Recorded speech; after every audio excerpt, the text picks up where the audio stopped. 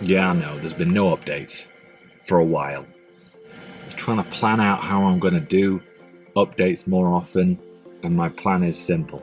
I'm just going to start doing like 2 or 3 minute vlogs. That way, I don't have to spend so much time editing them, which seems to be my main bugbear at the moment. I'm so terrible at editing that, like, that last video you saw, that was like 5 hours. 5 hours of editing. I can't do that regularly, so I reckon a little 2-minute vlog, little updates, and then I'll put interesting ones in where I actually go and do exciting things. Sylvia asked me if I wanted to go for a run, and you know, there's a part of me, oh god, I hate running, I'm terrible, I'm so unfit, this is going to be a nightmare.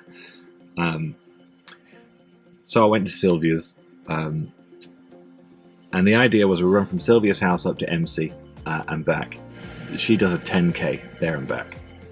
I wanted to do the Couch to 5k day 1, week 1, you know, the easy one. It's only 6 minutes of 6 1-minute runs with 1.5 minutes of walking in between, and a 5-minute warm-up and a 5-minute cool down afterwards. Sylvia thought it would be nice to help me out and give me some encouragement, which is, I definitely did need it.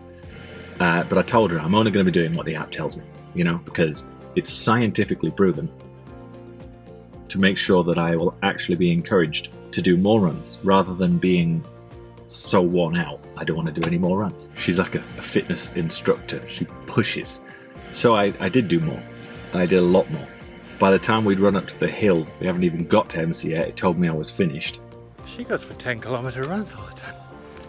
Well, I've just done the Couch to 5k along with her. She very kindly waited with me. Holy crap, I'm so unfit. But we continued on to MC, and I ran a bit more there, and then I ran down the hill to MC, and then I power walked back up the hill, and then we ran down the hill back into Skipton, and then I ran through Skipton until the last stretch when we finally walked it. So for the past 5 days, no joke, past 5 days, my legs have been killing me. Not as soon as I wake up, but as soon as I start moving, they're not happy. Yeah, it's a fly, and you should have got it, but you didn't, did you? You just meowed at it and then it flew away. Yeah, you're like the worst fly catcher in the world. After that, I had a shower, and then I went and met Ryan. I did have a glass of water, a small glass. I went and met Ryan, and we went to karaoke at the Albion in Skipton. I love karaoke because I can relax a little bit. I do like to sing, I just don't like to sing in front of people because I don't think I'm any good. But when it comes to karaoke, I figure, well, everyone's terrible, so I can do that, right? But it turns out drinking beer after you've had a run dehydrates you, of course. So I ended up with a really dry throat, and I got up to do Dancing on My Own by Callum Scott. I'll link to my Facebook video. I did put it up on Facebook. Somebody filmed it. Oh shit, it's a video. But I can't put it here for copyright reasons. But I'll link to the Facebook in the bottom, and I'll make it public. I couldn't hit that top note, which I normally can hit just fine because my throat was so dry. It was terrible.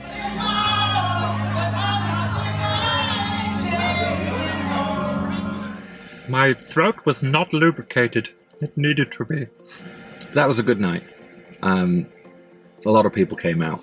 I've got 2 new people come and join us. Cassie and Kirby came and joined us.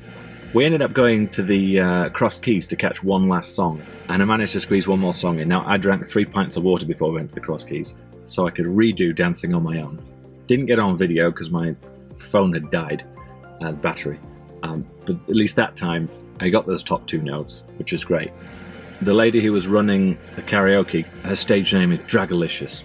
She came along with us, so did a couple of the bar people, the cabaret girl and her 2 friends, Ryan, Jack, Danielle. It was a nice little group, and then we went onto the Fleece and we had a few more drinks. We did a bit of a cappella outside as well, which somebody did get on film. I put it on Facebook, then removed it. I don't know why.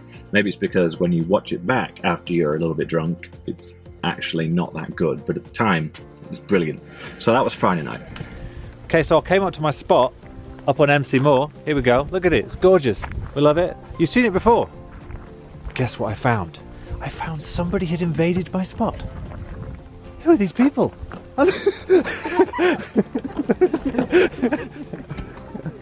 We've got motorbikes. We've got single wheel bikes. New people. Hello. Hello. Who are you? I'm David. Hello, David. This is David. Yeah. He's a van person as well. Wants to live in his van, but girlfriend won't let him. Or wife. Girlfriend. Girlfriend. He's probably working on it. All right. Thanks. Bye. Don't judge me, but I installed Tinder. I actually thought it'd be nice to meet up with some girls my age and just have a chat and just see what the reaction to a man who lives in his camper van is. Turns out Tinder at my age is a dating app. Which is good, but it seems to be a dating app where everyone wants to be a pen pal forever. I don't want to be somebody's pen pal. I'd ask 3 questions, I'd have to wait 4 hours to get a response, I'd only get an answer to one of those questions, and it'd be a 3 or 4 word answer. This is pathetic. The hell would I want to do that for? I got talking to Kim on Saturday with her daughter was there. I was reminded that I used to pick up Kim and Emma, and I used to drive them to a cemetery in Barnoldswick. As we were driving down the lane, there's a long windy lane to get to it, and it was always late at night. I used to tell them the story about the black monk and the white lady, and how they were both killed here, and blah blah blah, story. Winding up that fear, horror. And then I'd stall the engine on purpose as we were just getting in there. And we'd sit and we'd be scared in the car for a while. And I'd wind them up a little bit more. And then I'd make them get out and we'd go for a walk down the cemetery. Of course, there's lots of noises. And so they're getting really scared. And it was all lots of fun. Until I would then say, oh my God, something coming. And then they'd panic. But because they'd panic, I'd panic. And so we'd all run back to the car. And I'd be scared. And I know there's just stories I'm making up as I go along. We'd run back to the car. When I get back to the car, I'm getting a little bit more sane, so I start fumbling with the key. Oh my God, I can't get in the car. I'm trying. I finally get in, and they'd be going, go. It was an old Triumph Acclaim. And the beauty of the old Triumph Acclaim was you could very easily flood it by just pumping the accelerator a little bit. So I'd pump it a couple of times, then just go, and it wouldn't start. So then they'd be panicking even more. Good times. I was telling her that story, and Sophia, her daughter, was going, why have you never told me this story? I guess it's just never come up. Anyway, this week has mostly been wrapping up, and I need to move out the last bits that I've got. I've got my office to empty, but I've been sorting that out this week. I've got an awning on the van. Okay. We're fitting a canopy. Martin's fitting a canopy. You may have seen him featured in previous videos. And here's Gemma, his lovely lady, is providing the brew. I did kind of expect it to be smaller. I thought it was going to be the side of a side door. Just that side door. But look at it. It covers the whole side of the van. All of it. Fun. So, we're emptying everything out of the van because Genji caught a mouse. Genji decided to bring it in the van, and as cats do, Genji let the mouse go. The mouse is somewhere now in the van. God damn it.